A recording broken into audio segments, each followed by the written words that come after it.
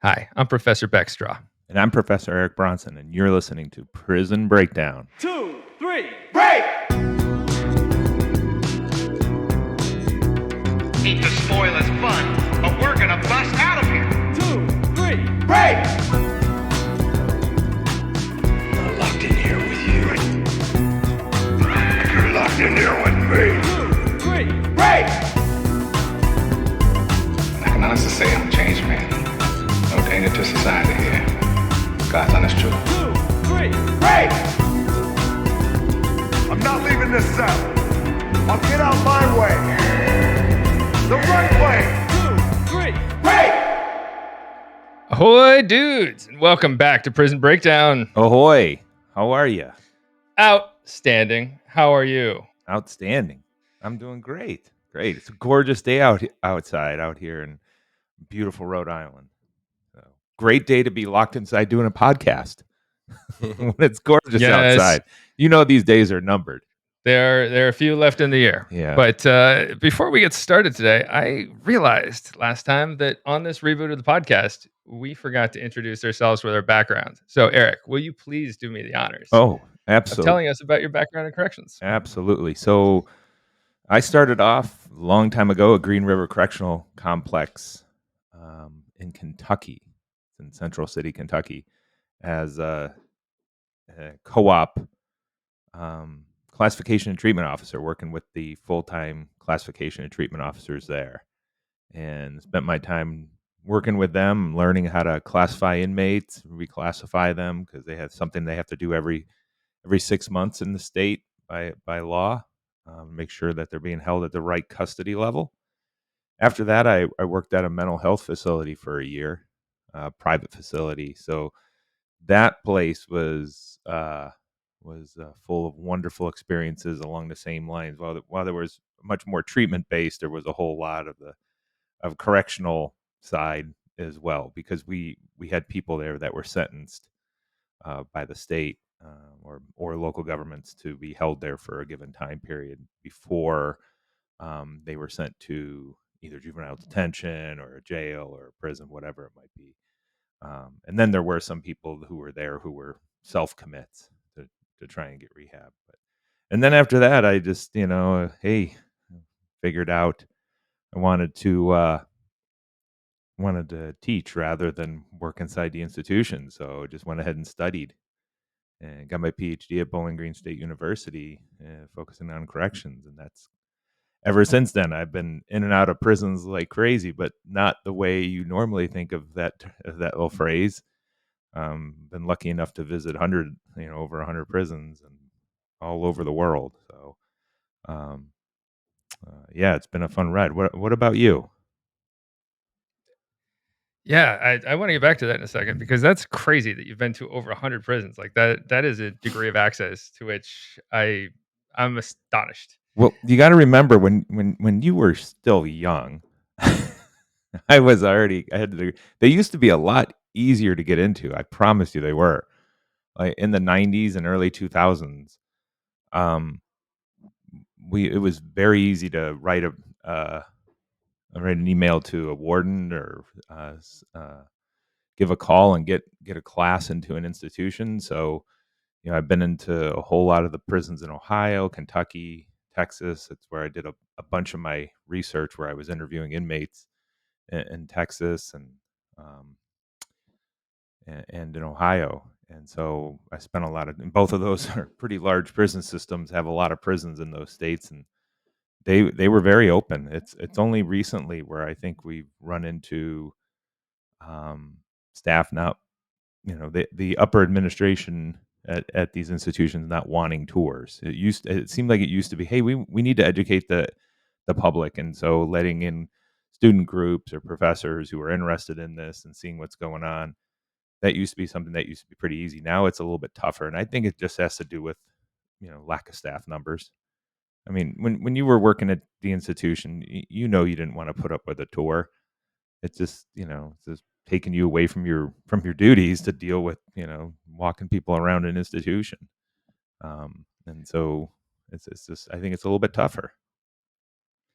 That's true. I honestly don't think I went on a tour of the institution I worked at until I had left, and I'd not even seen a tour come through because I was not on day shift when you would get the tours. Oh, that makes sense. Yeah, goes against your night owl lifestyle, huh?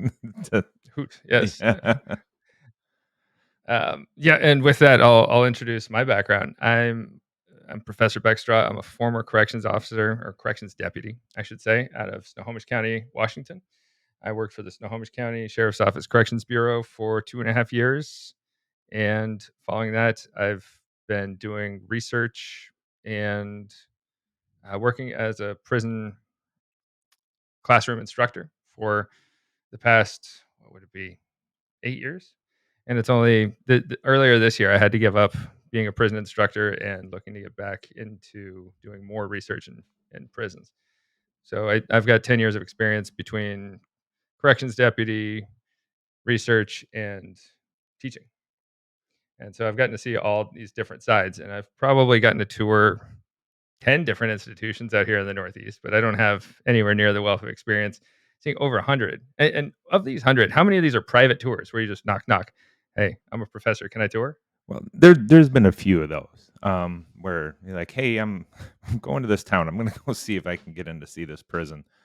And you say, hey, I'm a professor, and I just want to get in there. And a lot of times, when it's a smaller group, they're very willing to take you in. I know one of the ones I saw in one of the prisons I went to in Ashtabula, Ohio. The was a private prison, and they were more than willing to, hey, come on in, come see what we're doing here at our private correctional facility, and check out our dog pilot program. And it's interesting. Not long after I visited, they scrapped a bunch of the programs and the dog pilot program to save money, And but it's just Of they course. they were very willing to, hey, yeah, come on in. So it seems like if you're a professor who's going in, they'll let you in pretty quick, even still. But it's not as easy as it used to be getting in.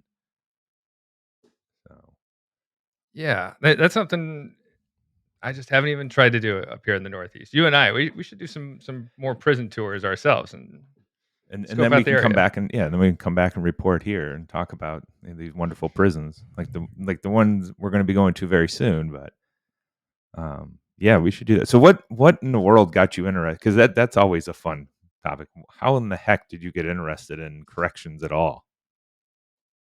Oh wow. So I had wanted to be a police officer for years, went to undergrad, got my degree in psychology, realized it was 2008. The economy's not great. They're not hiring police officers hardly anywhere at the time. So I thought, all right, I'll go back get my master's. I went back to get my master's, and at which point I realized I actually liked the educational process. It wasn't taking a class for the sake of checking a box anymore. It Hmm. was, oh, I'm interested in learning about this. And so during the process, I got into doing some research. I substitute taught a little bit, and I thought, oh, maybe I'll go back for my PhD eventually. And as during my master's, I interned for Snohomish County Sheriff's Office on the law enforcement side with some of the road deputies, and there was no road deputy jobs opening up. But towards the end of my internship, we saw an opening for corrections deputy spots, and I was encouraged to join by some of my mentors there. Ended up joining up, realized during the course of my 2.5 years as a corrections deputy that, hey, maybe our correctional system's kind of broken, and maybe there's some issues in law enforcement as well that need addressing. So I thought maybe I'll go back now, Yeah, and ended up going back to get my PhD. that's fantastic. So How about yourself? What yeah, my drew you little to journey corrections? was it's fun because it started. I was when I was in high school. I was interested in the criminal justice system. Um, Maybe from a different side because from being delinquent so often as a juvenile. But so I was reading books that were, uh, about the criminal justice system, about true crime type. And I read Peter Early's book, The Hot House: Life Inside Leavenworth Prison, and from that moment, I was like, "Oh, I want to be a Great book. warden at a federal prison. This is what I want to do." And from there, is it I've always been fascinated. My degrees are all in sociology, and when I was able to get into prison and see that, boy, there really is a subculture within here that is very, very interesting to me, and just fascinating. I too, it was one of those. Once I got to college, I was just like, hey, this learning process is fantastic. High school wasn't all that fun, but but boy, college was, and not just for the for the parties and everything else, but um, definitely for the classes. That it was completely different than the learning experience prior to that. And so when you're able to take classes on deviant behavior and criminal behavior, the prison systems, it's fascinating all of a sudden, and it just drew me in, and so I just fell into that world. Right. Yeah. I took a criminology class in high school. I'm thankful we even had one, and that was what drew me in the first place. And I actually sent the teacher an email a couple years ago just to say, "Hey, thanks for doing what you do." And he's still around. He's still teaching. But I love that he was passionate enough to teach a good enough class in high school to get people involved. Alaska is not known for its educational systems, as I'm sure you might be aware. We are, I believe, currently 49th in the country. Oh, That's out of really? 50. That's well, I was gonna Mhm. say you had a criminology class. I ended up at a Catholic high school, mainly for its sports programs, but it's just we didn't. For the you stay for the religion. Yes, they literally, we were taking classes on scripture, and the one that drove me nuts. There was my senior year, we had a class on commitment. Okay, so yeah, it was, and here's the great thing: the big project for the class was you were supposed to get paired up with someone of the opposite sex who you were supposed to pretend you're married to, and plan out all this What? bullshit about being able to buy a house and cars and all kinds of crap. Well, the class I was in didn't have equal number of males and females, so they just said, well, go ahead and plan this all out yourself. It was so bad. It was so bad. I'm like, so I of course turned in a project that was just like, well, I'm not doing anything on kids. I can't have kids by myself. I'm not doing this because it just, I was like, this is ridiculous. I'm in a class about commitment and I can't do the project because I'm not paired up with somebody. Um, yeah, it was dreadful. So, I wish I would have had a class about criminology or prison or something. Would have been a hell of a lot more exciting. I love that rather than pair up two males together, which Right. they're so afraid to do. What they an- say, no, do it on your own. Yeah, what Yeah. an abomination that would have That's been, what right? commitment is. Yeah, they'd rather you be alone forever than gay. Exactly. Exactly. Yeah, it was so dreadful.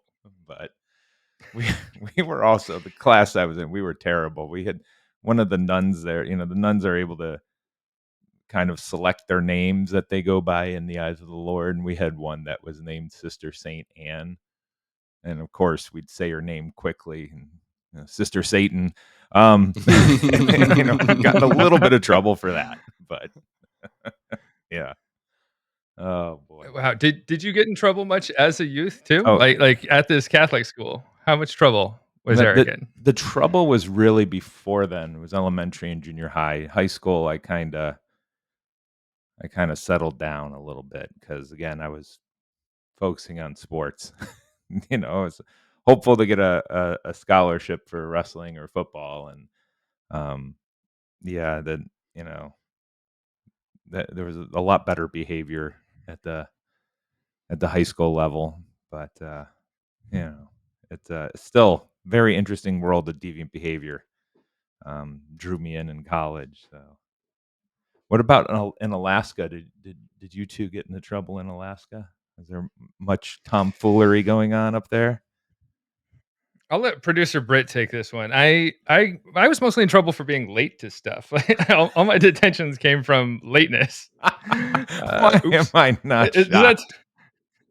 I was gonna say it doesn't surprise anyone. Time management is still not my best forte, but I'm working on it. Fair, fair. Britt?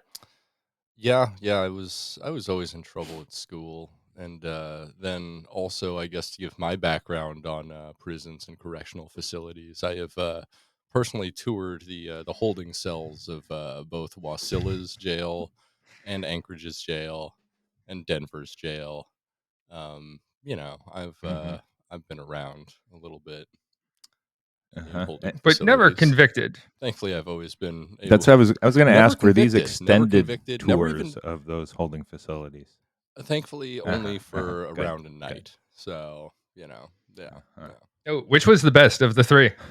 Definitely Wasilla's. Wasilla, Alaska's was like a weird nightmare. Like I walk in there and like the two other guys in the holding cell, one is covered entirely in hay and dirt, and I'm like, what's the story here?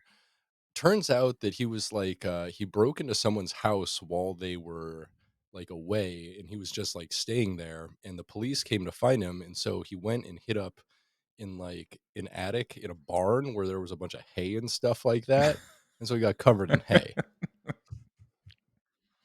Yeah, it took me hours to figure out that mystery. It was Well, very one of the confusing. nights I That's was working at the mental health facility, we had someone covered in something much worse. He had covered him. Yeah, he had covered himself in his Oh own no. feces. Yeah, Ugh.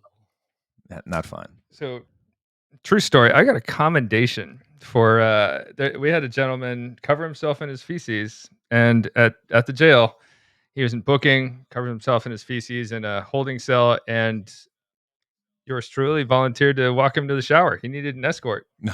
so I got a commendation in my file for that one. I watched a guy take a dump in front of a room full of 14 other Uh-huh. men. Uh, Are That's we my talking prison on the story. floor, or we're talking just like in a toilet? Because One there's toilet. No, they yeah. had one toilet. Yeah, one Completely toilet in the exposed. holding cell, and we're all trapped in there for like 6 or 8 hours in 100-degree heat in the middle of Denver in the summer. And this guy has to go. And so what are you going to do? You're not going to hold it in or shit your pants. That's going to piss everyone off, you know? And so, sit on the throne. It's a boss move. It is. Well, it shows it's that a you're comfortable in necessary the move, I environment, think, more which than is, anything. moving you up in the hierarchy there immediately.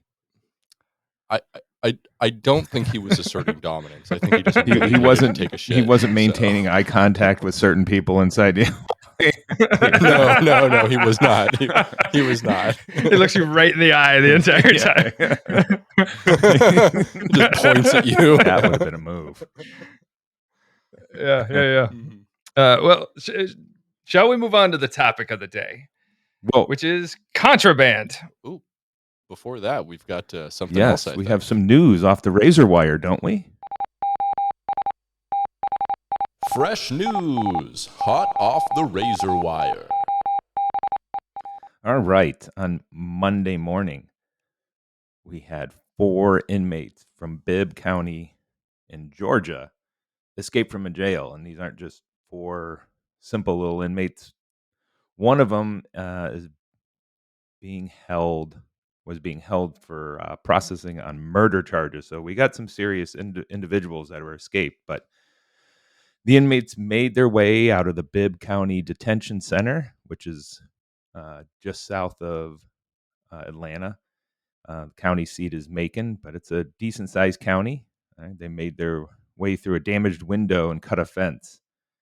And they, when they got outside, there was a blue Dodge Challenger waiting for them. So this is a well-planned escape, and the reason why it's well-planned is because it was successful. But one of the inmates, who was 52, was being held on murder charges. Another one is being held on aggravated assault.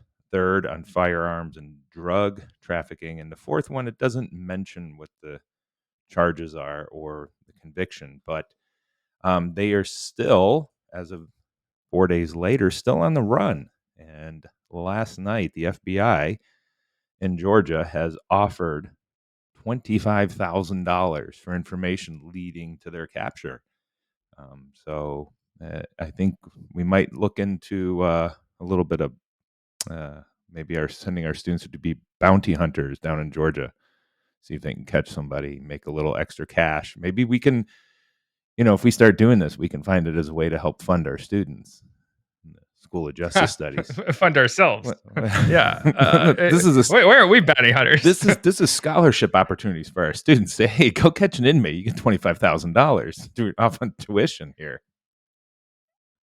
Yeah, that and like maybe we could look into an internship as bounty hunters for ourselves. Like this could be a cool opportunity, Eric. Well, here's the thing: $25,000 to go after a murderer. Come on, that's not enough, is it?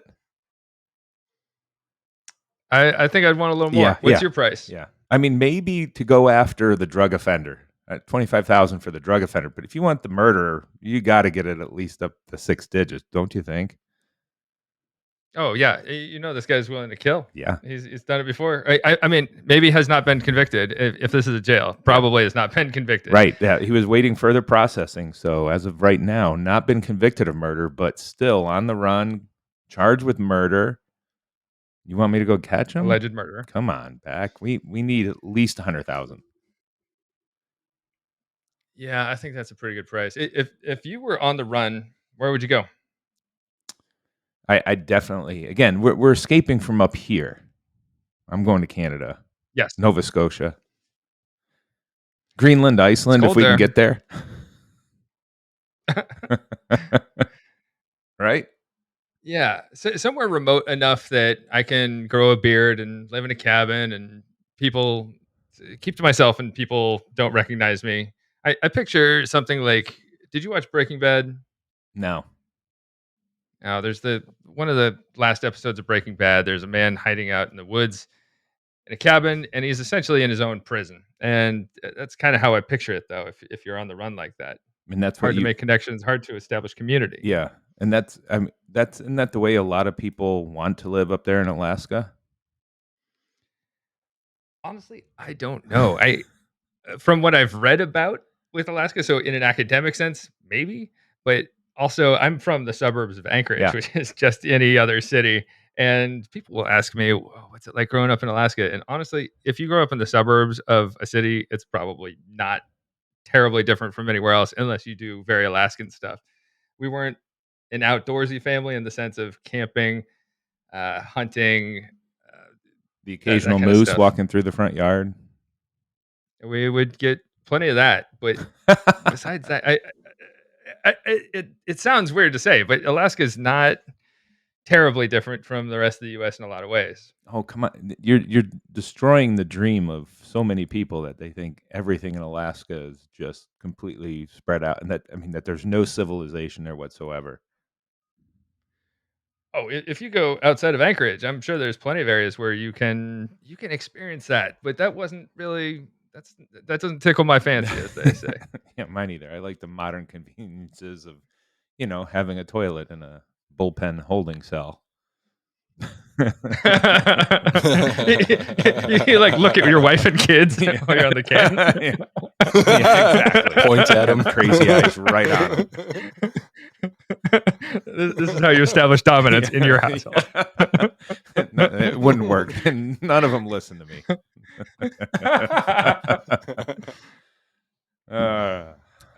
Well, that's an interesting story, and hopefully you'll keep us updated on any kind of developments. It's interesting that they've been. How long have they been escaped for? So they're on their 4th day of freedom. 4th day of freedom. That's a long time. Normally, 6-8 hours they catch them, but 4 of them for 4 days. That's an impressive. And if they've got a getaway, well, that's an impressive run. It's sure. Nothing's been located yet, so no word on the Dodge Charger. Not one of them. So anyway, here's a press release from the Marshal Service. If you catch all 4, or if you help catch all 4, you will get a grand total of $73,000. Now, is that enough for you? No way. Did they price out each one of these people individually? Like, is there 25 for one, 20 for another, like 15 for another, and then like 3,000 for one guy? They must be, because to have 4 of them with the grand total of 73,000, Wouldn't you be disappointed if you were? They only want 6,000 for me. Oh, I'd be so disappointed. I was just thinking Yeah, that. yeah, like Yeah, right. you want to be the top guy. You want to be the Yeah. $25,000 pyramid guy. You know. Well, if that's the one that's taking the dump in the bullpen. Oh yeah, He's the one staring at others. That's a dangerous He's just whispering individual. 25 grand. Yeah. Yep. That buys a lot of notoriety. That boys. is. Can you imagine what the other inmates say when they get out of there? That dude's crazy. He stared at me the whole time. But at this point, 4 days in, they could probably be anywhere in the country, right? Right. Continental U.S. Yeah. Well, you got to figure, down south, there's plenty of rural areas where they could hide. Who knows? They could be running around Atlanta, just hiding in plain sight. True. If you're smart, you go find the unoccupied cabin in the middle of nowhere. It's fall, so people might not be going there as Right. much. Maybe wait until after hunting season, and then you got a spot for the winter. Or, they're heading to Florida, joining some of the snowbirds, hanging out at the villages. Yeah, perfect. You could infiltrate an old age community and drive some golf carts around. Oh yeah, caddy. Yeah, perfect. Absolutely. So, all right. Well, shall we get to the topic of today? Absolutely. The topic for today is contraband. And so we're going to talk about contraband on a holistic level. So first, let's talk about how inmates even get contraband. What do you think? How do inmates get contraband?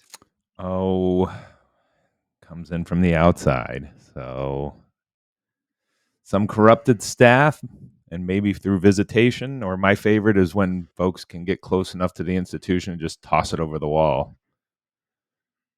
Or they're folks that are modern, that have embraced technology. They have friends that have drones, and the drones just fly it over the institution and drop it in the yard. Yeah, that one fascinates me. Yeah, and I love that. wonder how often they're able to even do that with, like if you're in the tower, do you have to go after the drone with a high-powered rifle? That is, yeah. Or because, the newer institutions without the towers and they have the trucks circling. I mean, do they go after them with a rifle? What? I mean, that's a fascinating discussion right there. How do you handle that? I would love to talk to a prison administrator about what they do for something like that. Yeah. Because, we know with, there are rules and laws about flying those drones. But if you have your drone pilot license, are you allowed to fly over prisons and get video footage? Because you're technically standing off the institution grounds, so you're still in public. You're not violating the Constitution, and Google still has images from above. So what's the difference between Google having images from above a prison and an individual flying a personal drone over the prison? But of course, there's obviously the threat of them dropping contraband into the institution. Right. And do the prisons own the airspace above the institution? Like if we have Google top down images, that's probably coming from some satellite images, right? Right. So it's way out there, but in the immediate area above the facility, I wonder what we can only speculate on what the rules might be there. Right. But as far as how inmates get contraband, you're absolutely correct. We do see it on visitors. Visitors often are searched, and some still try to bring in contraband. If you get caught and you're a visitor, you get 86. You can no longer visit, and you can even be charged if you get caught. Prison staff is the most frequent way inmates are getting contraband inside a prison. And when correctional officers smuggle contraband inside of prisons, they end up jeopardizing the safety of the institutions that they are there to protect, that they're there to maintain safety and security. And I'll get back to prison officers in just a second. But other ways are like inside the prison. So you can get contraband from inside the prison, stealing items from jobs. If I'm working in like a welding shop or the kitchen, a workshop, maybe I'm woodworking, you can steal some tools from there. Inmates will sometimes keep their medication. They will cheek their medication and they will sell it later. They can conceal it inside their body before they come inside. So we find drugs, phones, and other contraband. And inmates more often do this if they know they're going to prison in the first place. So if they're told to turn themselves in, they might package some drugs or other items in plastic wrap or condoms. And we don't do internal examinations, so there's only so much we can cover there. Now, can I ask you, when you were working at the jail, and I know you mainly worked second and third shift, did you ever work any visitation times while you were working there? I did not. Our visitation was video visit entirely. Okay. So Okay. visitors would come in from the outside Yeah. and they would sit down at a booth, and then it would be like they would be Skyping someone within the unit essentially. So it's much more secure that way, and there's no way they can actually pass contraband to someone on the inside. Yeah. Yeah. That makes it a lot harder. The prison I was at, they had visitation Saturdays and Sundays. So I never, I was Monday through Friday, so I never worked a visitation. But the stories that you'd hear on Monday morning about what was going on at visitation, and the searches, or who was trying to hug for too long or whatever. Yeah, that was, and I wish I could have worked one of those days one time, but never got the opportunity to. Yeah, in my experience, that's been a frequent inmate complaint too of oh, we only got a 2-second hug. We're supposed to get a 5-second hug. And it might differ between corrections officers. Like it's all discretion. Like who wants to enforce what Yep. rules? And Officer Hardass is going to enforce the rule of you can only hug for 2 seconds, not 5 seconds. It's a mess. Right. Right. Or when they do things like cut an inmate's visitation short on purpose, just to mess with the inmate. Um, all It's those messed fun up. things. Yeah. Yeah. So, um, yeah. So I was just wondering if you ever had the opportunity to work that and bust somebody with some contraband while they were coming on visitation. But No, nothing that's unique or sexy or cool. Nothing like that. Um, have you ever heard of inmates being able to receive contraband through letters? Is that something you're familiar with? yeah, definitely. Well, we know there was for a while there were issues of inmates getting acid, um, and one of the ways they were getting it is they were putting the acid in between the stamp and the envelope. So how did corrections staff figure what they do? They just cut the stamp off, and then sent the letter. So then they tried to find other ways to sneak it in through letters, anything they could to try and get something in. My recent assignment in class, where I had the students write to find pen pals on some of these third party pen pal sites. Now, Britt, I don't know if you know about these great sites that we have that are available. I've heard of them Yeah, before. Yeah. so my favorite one is meetaninmate.com. They are not a sponsor of this show, so this is a free plug for them. Meetaninmate.com. Yeah, not yet. Yeah, that's right. They might be our next sponsor. Um, but so my students go on and find an inmate and just send a letter saying, "Hey, I'm a student in a corrections class. I'm interested in possibly learning a little bit about it." Well, it's interesting. Two different two different institutions, when they receive these letters, have called me about the letters to the inmates, and I've never had an institution do that before. The one in Texas, they thought, and I'm sure it was just because of the envelope itself. They thought it was possible legal correspondence, so then they wouldn't be able to read it. But I said no, it's just I said it's my students, and so of course then they read the letter and see it's harmless. But and then one of the students wrote an inmate in Utah, and they called as well. And they said, "Is this real?" And I said, "Yeah, it's for a class," and they were okay with it, no issues. But we started to receive some of the letters back, and it's going to be interesting to see what a lot of these say. I think some of the inmates are looking for love or money, and then so when they get something from somebody like a student that's not really looking for anything other than just, "Hey, how's it going?" They might be a little disappointed, but um, we have gotten them back where there has been something that's cologne like on a perfume. Yeah, exactly. It's smelling nice for the for the students when they get it back, but Mm. nothing yet this year that fun. Yeah, I love that idea of an assignment. I assign it as extra credit, and I've had so few students take me up on it, but I want I want more of that in the future. Yeah. Oh, it's great. It's great. So, continuing on though, letters people can soak letters in drugs. That's one way that they can get drugs. Letters can be laced with like fentanyl or Suboxone, and inmates will take these letters that have been soaked in whatever substance they choose, and whatever substance the person on the outside chooses, I should say, and they can chew up the paper in order to get high. And I've seen it before with methamphetamine, I believe, was what I was told in Snohomish County Jail, and the woman who took it was bouncing off the walls, just rambling, not making any sense, and I'd had plenty of fine interactions with her. This was not one of them. So that's a way inmates can get it, and also people can throw it over the fences or over the walls. Drugs and contrabands might get disguised as a ball, or even people can put it into like a dead bird, so that inmates can go out to the yard during rec time and pick up this dead bird full of whatever whatever the person on the outside is designated. Dead bird.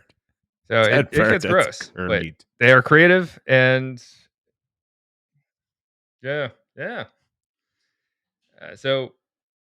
Other ways, though, going back to prison officers, sometimes inmates will use coercion, like threats. Like if an inmate already has a cell phone, for example, they've already got contraband, they can record an officer doing something they should not be doing, and then they can potentially blackmail the officer with that video, and they can blackmail officers over inmate staff relationships. If I give an inmate a smoke or some chewing tobacco, they can come back to me the next week and say, "Hey, you know how you gave me that? Maybe you could bring me something a little more." And if you say no, they can hold it over your head that you already gave them something, and just have you over a barrel like that. Yeah, But there are also you're in so, a tough sorry, go for it. spot. You're in a tough spot when an inmate's able to do that, but and they've been thinking about it and perfecting ways and learn from each other on how to try and corrupt staff a little bit. And once they have on something simple, something little, something you wouldn't think is big, like, oh, here, I'm just going to give you this little thing that I made over in the shop. That they've got you, and that's what they say to you. Oh, I've got you. You're mine now. If you don't do this for me, I'm going to go to the warden about this for you. And yeah, it's a tough situation when staff gets compromised like that. It's really tough.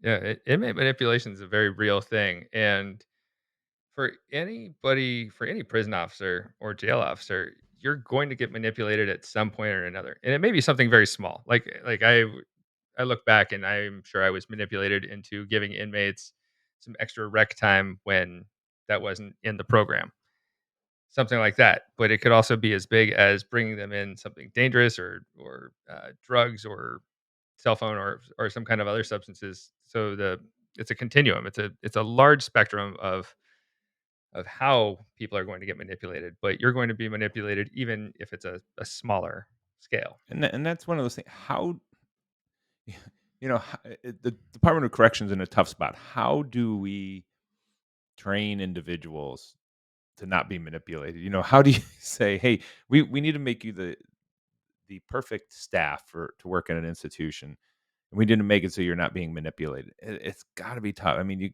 to have a little bit of street smarts is really important when you're working inside an institution, just because it's you want to believe that these individuals are going to get better. You want to believe that they're trying, and what they're doing is trying to get to a better place. Man, it's that's tough. That's tough. I had to try and prepare people. For sure. I've thought a lot about this. I think adequate pay is one. If you're paying your people adequately, then they may not necessarily feel the impetus to step outside of legal boundaries and say, "Oh, yeah, I'll do this thing for pay." Um, Also, adequate training. I got a lot of training on inmate manipulation to help me recognize what inmate manipulation is. And from working with inmates for so long, it's made me much more adept at recognizing when I'm I'm being manipulated, somebody's trying to manipulate me, or when I'm seeing somebody else be manipulated. It becomes much more obvious over time because you see it so often, at least in attempts. So providing a lot of examples, providing a lot of depth training on that, so officers go in prepared. They know what they're looking for.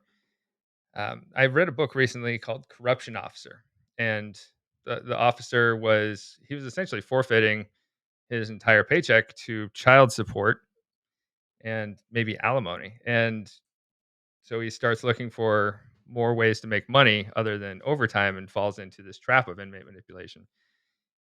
And so figuring out a better way for people dealing with financial issues. Like financial issues are one of those things that I could totally see why people fall into that trap. Ab- I'm not yeah, not advocating for it, but it makes sense like why they do it when they're trying to make ends meet. absolutely. When I mean, you're not going to get rich working at an institution. You know, it's just even at the federal level, you're not going to get rich. I mean, you'll do well, you can live, but you're not going to get rich. You're not going to be, you know, driving whatever vehicle you want. You're going to have to live within a budget. And so when an inmate comes and offers you, "Hey, if you can get this into me, I can get you $1,000 cash." It it sounds kind of, seductive for these individuals. I mean, you can understand why they're doing it. Again, yeah, not justifying it, not condoning it, but saying you can understand if why somebody might do this. Oh yeah, absolutely. And there's a lot of money to be made. If you look at the Leavenworth Federal Detention Center in Leavenworth, Kansas, there was an officer there, Cheyenne Harris, who she got charged for selling cigarettes to inmates for $100 each, $100 per cigarette, and then inmates resell the cigarettes to other inmates for $350 each. So there's money being made at each step. And so the FBI swoops in. They question her, they speak to her, and she continues to make deals with inmates. And she went down for that. It's there's money to be made. And there was another prison worker in San Quentin. They were caught selling cell phones for $500 each to death row inmates, and then the death row inmates would flip those for $900 each. That's pretty So expensive. there's definite money. Yeah, that Yeah, that's right. pretty expensive. I mean, it's but again, if they're able to get some kind of return on it, you can understand why they do that. Um, so I'm not going to name a name here, but if you look in the chat, I just dropped a little story about one of my old students, um, who worked in a jail down in Texas, and she was caught bringing in alcohol and tobacco into the institution, into Harris County Jail. So, um, yeah, so she obviously lost her job, and eventually it was found that the thing that the DA was most upset about was that she was bringing in, she brought in cell phones, and that's why they ended up prosecuting her for it. Like because I think there's a lot more of the stuff that goes on that the public knows about, right?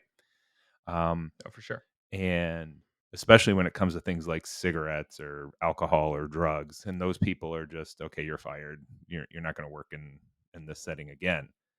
But as soon as you have a staff member bring in a cell phone, that then creates something very different because all of a sudden, the staff and their family are in danger outside of the institution. That's what I was told. The reason why the prosecutor went after her is that, um, we our lives are now at risk because the inmate is able to connect with people on the outside, via the cell phone. So yeah, it's it is something that's pretty I think is worse than we can imagine. And then for a lot of folks, there's never ever charges brought against them unless it's something that is considered really dangerous, like the cell phone. Yeah, and I like that some prisons and jails have actually taken the tact of trying to make conditions a little better for inmates and mitigate the need for a cell phone. So at some places like Norfolk County House of Correction in Massachusetts, they offer tablets now. And on tablets, say you give inmates 5 or 10 approved numbers that they can call. They can call people from their cell. There's less of a need for waiting in line for the what is it, the 3 phones on the unit or whatever they have access to. And they don't have to we don't have to worry about them contacting a victim or contacting a witness, someone like that.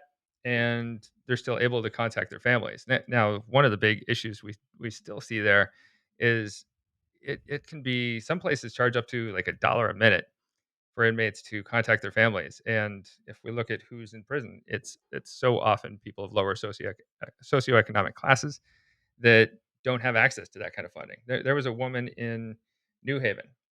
She's a prison advocate, Barbara. I forget her last name, but she's done some really strong work out there for prison reform. And I believe she had 6 or 7 sons. Each one of them had been in the system at some point or another.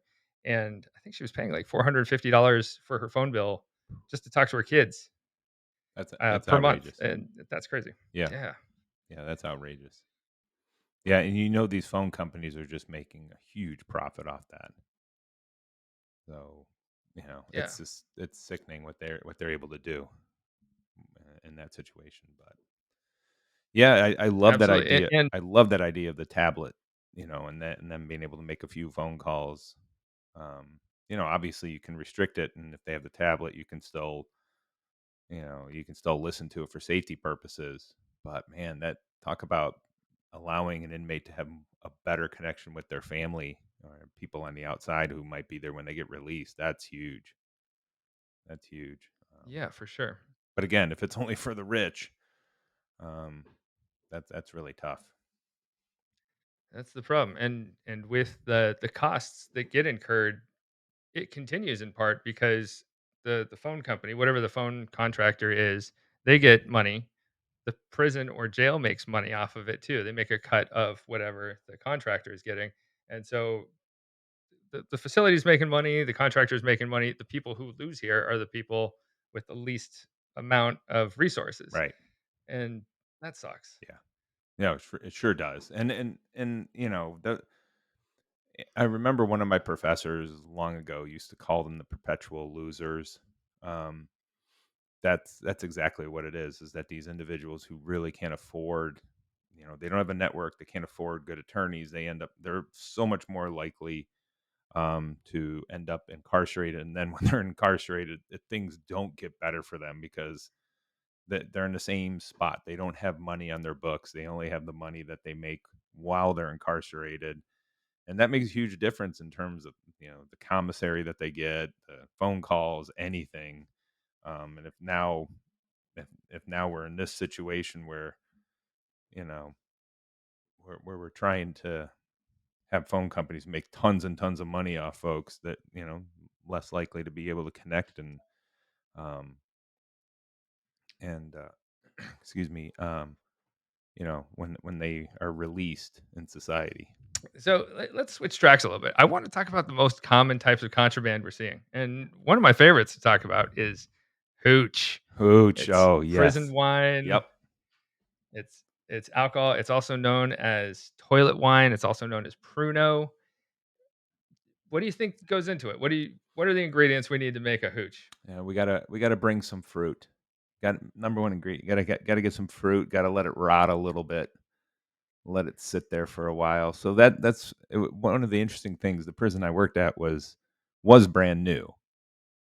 So the officers would tell me it was easy for them to sniff it out when you compare it to an older institution. So I remember one of the officers telling me, who had worked at the Kentucky State Penitentiary, which is an old castle, Gothic like institution. It was much easier for the inmates to hide it there because there were so many distinct or so many different smells within the institution. Whereas in the place I was at, it was very sterile. It was brand new, and so something like fermenting fruit sitting in a cell just kind of wafted out, and it was easier for them to catch those, the the brewers, the distillers. So Yeah, if you go into any prison or jail that's been established for a while, it will start to take on its own smells outside of the right, fermentation. So that's harder to capture. right, and it's very different Uh, than the smells that Brit had to deal with the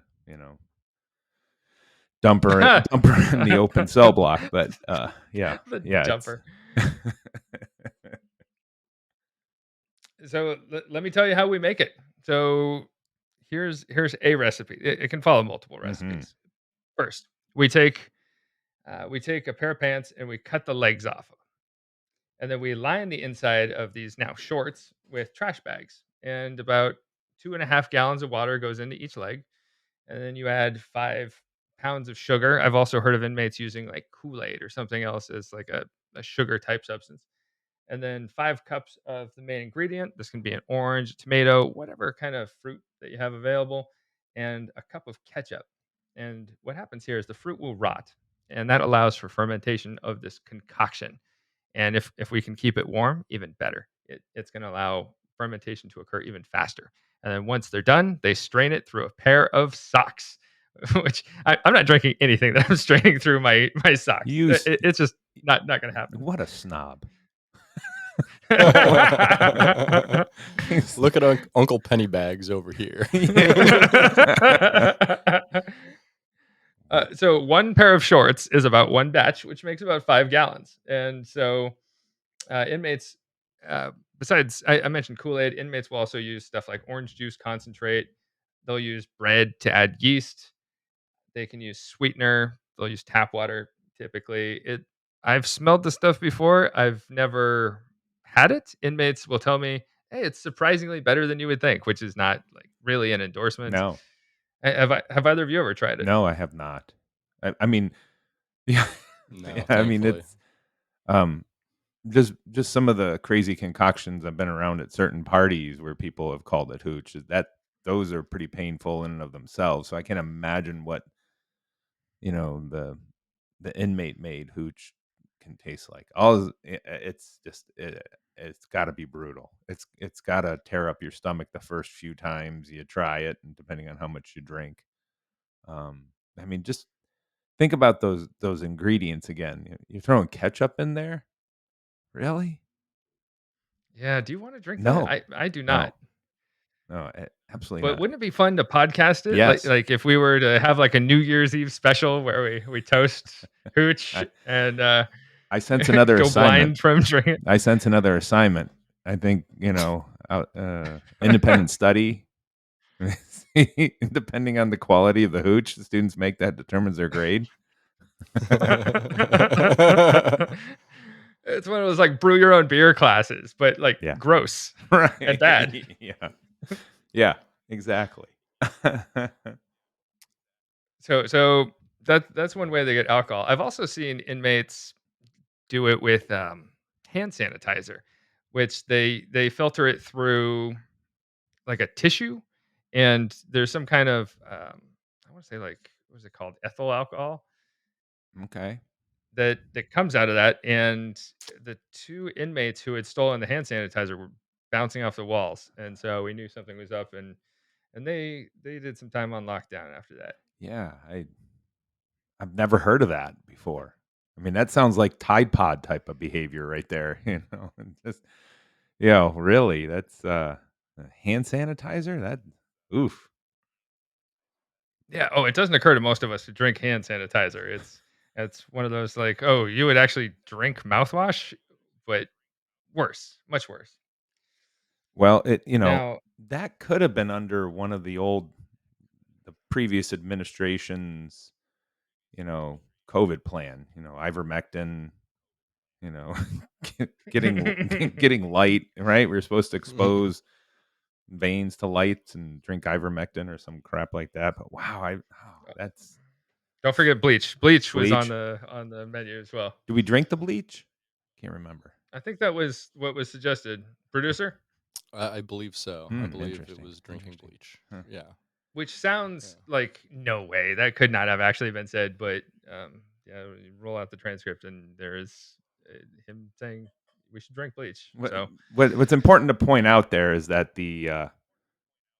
you know, the medical professional who was on the case did not endorse that in any way. Yeah, yeah, yeah. We can be thankful for that. Right. Now, if we're talking about drugs in prison, let's move on from alcohol. There's not enough variation in alcohol. Drugs, there's a lot of variation for what we can find in prisons. Marijuana is a common one, but one that's really cropping up is K2. Are you too familiar with this idea of K2 or spice? Spice, yes. K2, no. Oh yeah. But Same idea. okay. A hmm synthetic marijuana. There are these lab created variants of THC. Have either of you ever seen someone on K2 or spice? Yes. Yeah, I knew this guy who was really into both spice and Oh, kratom, and yeah, he was all up on that. It seems like a distressing yeah. drug. So my understanding, talking to a chemist about this in the last couple years, it's harder to detect K2 or spice because it's it's not just one thing. It's different chemical compositions depending on what you buy. Typically, at like a gas station for this stuff, and so it's harder for like drug sniffing dogs to detect it for that reason. And it can have a variety of effects is my understanding. So the ones that I've seen mimic mental illness. There was a guy who came into our jail on spice, and it mimicked like a severe mental illness and like someone in crisis. And then I saw the guy the next day and he was fine. There was no signs of mental illness present. But my understanding is that it can also mimic the effects of marijuana, some versions of it. So it seems like a real grab bag, which seems terrifying. And so if I'm right, don't these uh synthetic marijuanas, don't they do the work on the same receptors as THC, but they're a lot stronger? Isn't that what we're concerned with here, is that they have a greater impact on the brain cell receptors? Is that I don't. It's not actually THC, so because it's not actual THC, it can't be even detected on drug mm. tests. So I don't know See, this is that it where would have th- exact same effect. this is where we need Professor Marriott. We need the real expert Professor Marriott here to help us with this, because she would be able to rap on this for days about what this does, and um, this is actually what she studies. It's what her dissertation was on. Oh yes, let's get her on a future episode. Yeah, So doing some research here, it looks like most spices do react on the cannabinoid receptor agonists. However, they are not THC or THCA, so they are very difficult to kind of figure out. Yeah. So some of the reported symptoms we have for K2 and spice are distortion, inability to stand, lack of control of limbs, and inability speaking. sounds like a great recipe So to for when we go into class. Inability to stand or talk. it kind of sounds like a good like nap producer more Yeah. than anything. Like, Jeez. My goodness. so that's K2 or spice. It's a more ideal drug for inmates because if they're able to take it without getting caught in the first place, it's hard to trace back to them because it doesn't pop on drug tests. But it's made up of a bunch of chemicals. We never really know what the effects or symptoms will be, and hopefully we'll get into that with Dr. Marriott in a future episode. But besides K2, we also have cocaine. We also have Suboxone. You ever heard of Suboxone? What is that? I have not. Isn't it the thing that you take? It's kind of like methadone. They have like Suboxone clinics for people who are addicted to like heroin or fentanyl or whatever. And I think it gives you it reacts on the opioid receptors, but much less so. So it's like easier to get off drugs Correct. that way. So its purpose is it's this relief from opioid addiction, so you don't end up in withdrawals. Is the idea. And Suboxone is a combination of it's buprenorphine is what it looks like, and naloxone. Um, it's prescribed by doctors. It can also be abused though if not taken as prescribed. So inmates will often take it and sell it to other inmates. My understanding from talking to corrections officers and officials about this is it often comes in a format like it looks like one of those breath strips that you'll get that gives you that menthol goodness and ends up giving you some relief from opiates. And this drug does contain Narcan in it. It has the active ingredient of Narcan. So it's hard to overdose on it, but it can be done. And That that's one of the most popular ones that in correctional and facilities, according to people I've spoken with in administrations. well, here's what I'm going to wonder is like as we're starting to become, you're starting to get into some really higher end stuff and synthetic. So how much are inmates paying for this? This just seems like it. This is not. I mean, while it might be easier to get in because it's harder to detect, but it just doesn't seem like it's something that's readily available for people who are visitors or staff. So there's a little bit of this isn't. We're not just talking about marijuana here. Um, it just doesn't seem like it'd be something easy to get. So kind of like being our little bounty hunters, you're gonna have to pay a lot more. So is there anything on how much they're getting paid to bring this in, or how much they're paying for this kind of stuff? Producer Britt, you got anything on the wire there? I don't know street prices, not on the street, in the jail street. Mm, So no, I'd imagine it's got to be less than marijuana though, right? Because it's just like a pale shadow of marijuana. Oh, wait a second. uh-oh. So, in a 2021 study from the Journal of Substance Abuse Treatment, one Suboxone strip ranges from $50 to $100 in jail or prison, according to former inmates in Maryland and New York. On the outside, it's about $7 is the street value for one of the strips. So Hmm. we're going to see inflated So value a only lot. like 7 times as Wow. much. Wow. Yeah. Yeah. Okay. Yeah. So anything you bring to the inside is going to have this grossly inflated value because of the scarcity. It's like when you're stuck in an airport and you Right. have to go to one of the restaurants at the airport, Yeah. everything's going to be much more expensive. $27 hamburger. Yeah, they call it Chili's too because it's twice the price of the regular Yeah, Chili's. it should be Chili's TWO. So besides Suboxone, meth has been popular. Heroin can be popular. Narcotic pills, prescription medicine, and of course fentanyl. And a fatal dose of fentanyl isn't very much. It's anywhere between 2 and 5 milligrams.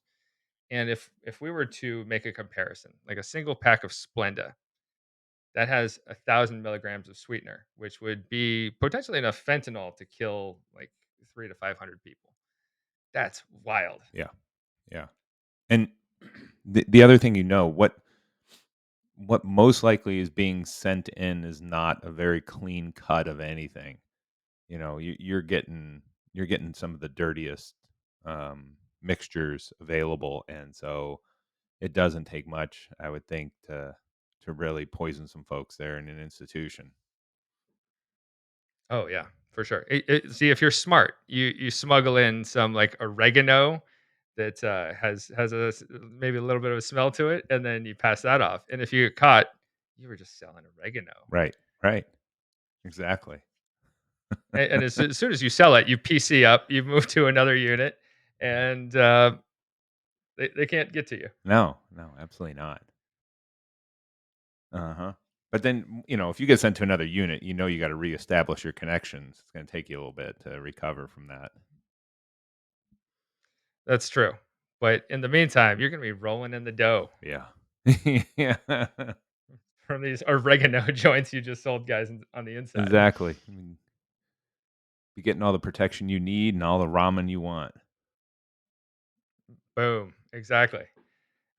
So besides drugs, we also have communication devices, which we've already gone into in detail. We also have weapons. What kind of weapons have you seen in prisons, Eric? Oh, the boards. One of my favorite things is when you go into these institutions to tour them, you always seem to end up um the going near the lieutenant's wall of fame of contraband that includes weapons. They just have them, this massive wall of all kinds of shanks and shivs and Who knows what stingers, whatever they can fashion. But I mean, there's one that I saw in Louisiana. The best way to describe it is it looked like a damn battle axe. I mean, I could not. Like, where in the world did they hide this damn thing? Because it was massive. I mean, each blade was bigger than my head. It was huge. So, What did they construct the blades out of? Like, what's it made from? so you got to remember at the Louisiana State Penitentiary, they have a huge um, shop for them to work in. And when it comes to them, so one of the fun things that we're going to find out when we go there for the prison rodeo is that they have a crafts fair, and the inmates make some of the most amazing things you'll see. They make whole bedroom sets and sell them to the public. Um, so they have all kinds of materials sitting around there. So they were able to get wood.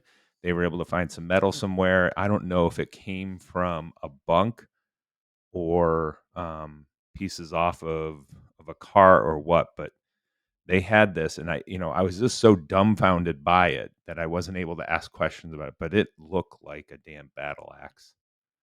I mean, it was both sides had an axe on it, and somebody goes swinging that thing. There would be a lot of damage. That's pretty impressive. Yeah. And I got to say, one of my largest professional disappointments I've ever had is when I was starting at Roger Williams University, where we both are. My predecessor, Dr. Chris Benton, he had been the head training officer for Massachusetts DOC for years, and he had left me a duffel bag full of contraband weapons in his office. I didn't see it or didn't know about it, and by the time I got back there to try and look for it, it had already been disposed of, and Oh, so I missed out on all this cool contraband. oh, that's terrible. It's a terrible loss. I did have It a is. That would have been fun. I did have a student who worked at the Federal Bureau of Prisons brought me one of their shanks that they found one time. Of course, it was like, you didn't get this from me. So he said that it was in a cell block where they found, or in a cell where they found 6 or 7 weapons, and so he just kept one and brought it to me, but showed it to the Oh, students. that's so cool. Yeah, it was great. It was great. Do you still have this? No, I Uh, don't. Because what go part ahead. of what it was when I was down there in Texas, we had 4 federal prisons, 4 state prisons, and a juvenile detention center. And so there were so many of my students that worked in corrections down there that it wasn't uncommon for, you know, to get little fun things from my students from time to time. So, Sick. yeah, Question for y'all: what's the difference between a shank and a shiv? they're virtually the same. That's just what they call them in each different institution. Yeah. Fair, Yeah, fair. it's like some places will say prison wine, some places will say hooch. There's a third name that I'm forgetting off the top of my head, but it's just an institutional difference. Culture. Yeah. Yeah. Um, but weapons are fascinating. Inmates can be very creative. Uh, it can range from like they take a sock and they put maybe a padlock in there or soap or other objects that are heavy and they can make a weapon out of that. We've seen inmates sharpen sticks or toothbrushes to have shanks or some kind of bladed weapons. They might find nails in the facility and use that to make something. They can use razors. They get disposable razors to shave with, and it's not unheard of that inmates have taken out the razor to make something with that. Inmates working in the kitchen can get a hold of can lids at times that could be used to slice people. Think about how razor sharp that can lid can be once you use that can opener. But one of the most interesting ones is inmates can use rolled magazine pages. So they roll up a magazine page, they harden it with soap and salt until it becomes like this makeshift knife or shiv. And if there's a shakedown or some kind of inspection happening on the unit, the weapon can just be disposed of. They unroll it and then they flush it down the toilet and no more shiv. So that's a way inmates have gotten away with it too. Well, and there was one over in Illinois. where, and this is obviously still relevant today, in Cook County at the jail there, where an inmate made a shank out of the wires from a COVID mask. So here's something we were given to inmates to help protect them from COVID or help reduce the spread, and they just, of course, when in their free time, tore it apart, and um, they they're going to find a way to turn it into a weapon. But there's mentioning a bar of soap, and that's one of the ones that people are like, what do you mean bar of soap? We've seen those shaped into shanks, and they can use multiple bars and, like you said, harden them up and just grind them down so that they're sharp enough to go into an ear or an eye, and that's enough to cause a lot of damage. Yeah, it constantly amazes me the innovation with which inmates will approach everyday items. Like for pens, they typically get these tiny flexi pens that are maybe 2 3 inches long, and they find ways to reinforce these pens so they're not bendy pens anymore with just everyday objects like toothpaste with like like little bits of magazine stuff like that. It's constant. It's for everything you see on the inside. Yeah, yeah. They're gonna. I mean, if it's something that could be manipulated, they're gonna find a way to use it to their advantage, and or have it on them so that for protection, whatever it might be. Yeah. And so we also see drug paraphernalia on the inside, of course, for them to use drugs. And sometimes we even get tattoo equipment. Now, what have you seen any tattoo equipment before, Eric? And if so, what does it look like? Oh yeah, it was interesting the ones the stuff that I've seen. Um, to find the mechanics of what they're going to use to make up, an ink gun. That just goes to show you the level of creativity that a lot of these inmates um, are thinking at, and it's always the blue or black ink, and um, they they get very creative in terms of how they're going to steal the motor, um, steal the motor from some type um, of I don't know. I'm trying to think of some of the things that they could use. I know they can a lot of times we use guitar strings. Um, they get paper clips, and then the motor. Where do they get the motor from? They get it from clocks. They get it from anything that they can steal that might have a small motor on it. Um, and boy, they get that together, and then they're just dipping it in the ink from the pen, and they're extraordinary where they can pull these things from. Anywhere in the institution, um, that they can, televisions, and they get good at it. And once you get in there, they share how they do it all.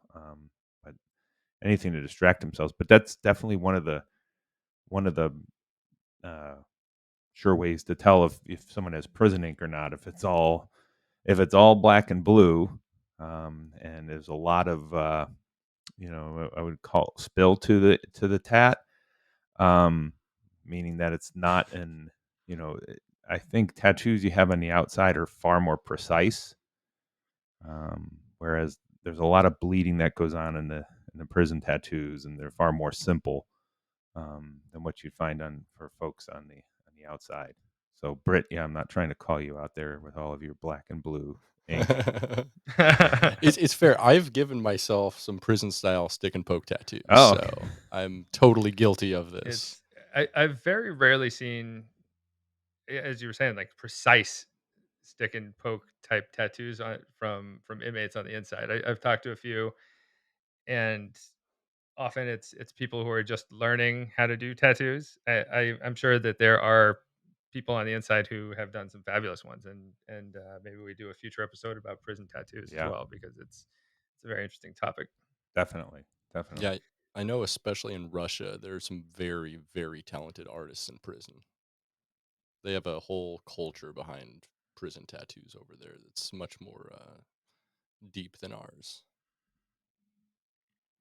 Now, in my rundown of prison contraband, I do want to end on gum. In New Mexico, gum is prohibited. Inmates have used it in the past to mold the shape of a key.